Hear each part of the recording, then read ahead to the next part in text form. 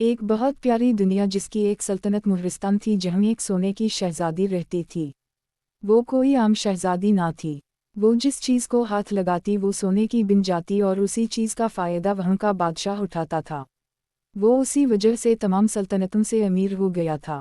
لیکن ایک دن کچھ ایسا ہوا جس نے یہ سب کچھ بدل دیا۔ شہزادی الینا 3 دن سے بھوکی تھی۔ وہ جس چیز کو ہاتھ لگاتی وہ سونے کی بن جاتی۔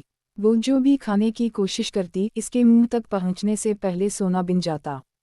پانی اس کے ہونٹوں کو چھوتے ہی سنہری دھات میں بدل کر پیالے میں جم جاتا۔ محل کے خادم لمبے چمچوں اور لکڑی کی نالیوں سے اسے کھانا دینے کی کوشش کرتے، مگر اس کے قریب آتے ہی ہر چیز سونے کا ڈھیر بن جاتی۔ اچانک دروازے کے باہر شور بلند ہوا، شہزادی میری منہ کو بچا لیجیے۔ ایک 7 سالہ لڑکا محافظوں کے درمیان سے نکل کر کمرے میں آ گیا۔ اس کے کپڑے پرانے تھے، پاؤں زخمی تھے اور ہاتھ میں مٹی کی ایک چھوٹی سی بوتل تھی۔ میری منہ بہت بیمار ہے، حکیم نے دوا دینے سے انکار کر دیا ہے۔ وہ کہتا ہے کہ ہمارے پاس سونے کے سکے نہیں، آپ ہر چیز کو سونا بنا سکتی ہیں، براہ کرم اس بوتل کو چھو دیجیے۔ الینا فوراً پیچھے ہٹی، میرے قریب مت آؤ، مگر لڑکا روتا ہوا آگے بڑھا۔ اس کا پاؤں سونے کے پیالے سے ٹکرایا اور وہ توازن کھو کر الینا کی طرف گرا۔ الینا نے اسے بچانے کے لیے بے اختیار اپنا ہاتھ آگے بڑھا۔ اس کی سنہری ہتھیلی لڑکے کی کلائی سے چھو گئی۔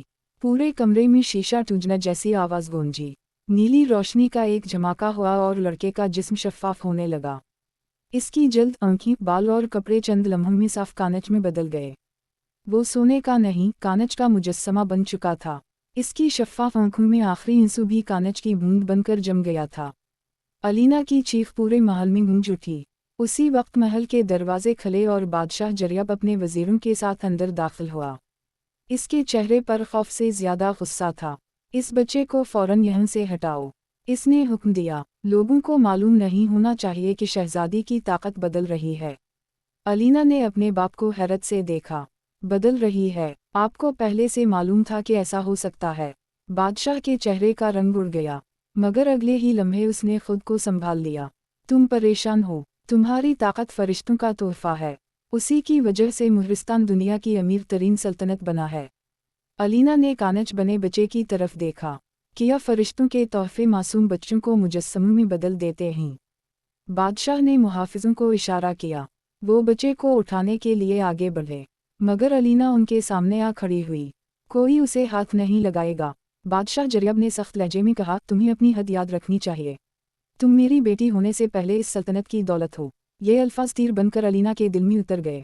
بچپن سے اسے یہی بتایا گیا تھا کہ ایک آسمانی فرشتے نے اس کی پیدائش کی رات اسے سنہری لمس عطا کیا تھا۔ بادشاہ کہتا تھا کہ الینا کو اپنی طاقت سے سلطنت کو خوشحال کرنا ہے۔ ہر صبح اس کے کمرے میں لوہے، پتھر اور لکڑی سے بھری گاڑیاں لائی جاتیں۔ الینا انہیں چھوتی اور وہ سونا بن جاتیں۔ اسی سونے سے بادشاہ نے بلند محل، قیمتی تخت اور طاقتور فوج بنائی تھی۔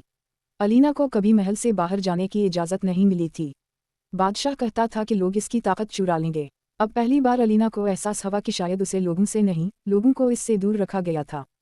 اس بچے کو واپس انسان کیسے بنایا جائے گا؟ الینا نے پوچھا۔ بادشاہ خاموش رہا۔ مجھے جواب دیجیے، وہ صرف ایک غریب بچہ ہے۔ بادشاہ غصے سے بولا، اس کے بدلے میں ہم اس کے خاندان کو 100 سونے کے سکے دے دیں گے۔ الینا نے بے یقینی سے باپ کو دیکھا۔ آپ کے لیے ایک انسان کی قیمت صرف 100 سکے ہے؟ بادشاہ اس کے قریب آیا اور آہستہ آواز میں بولا، دنیا میں ہر انسان کی کوئی نہ کوئی قیمت ہوتی ہے۔ الینا جو کہتا ہے کہ اس کی قیمت نہیں، وہ صرف زیادہ قیمت کا انتظار کر رہا ہوتا ہے۔ اسی لمحے الینا کو اپنی دادی کے آخری الفاظ یاد آئے، بیٹی، سونا ہاتھوں کو روشن کر سکتا ہے، دل کو نہیں۔ اپنے باپ کی ہر بات پر یقین مت کرنا۔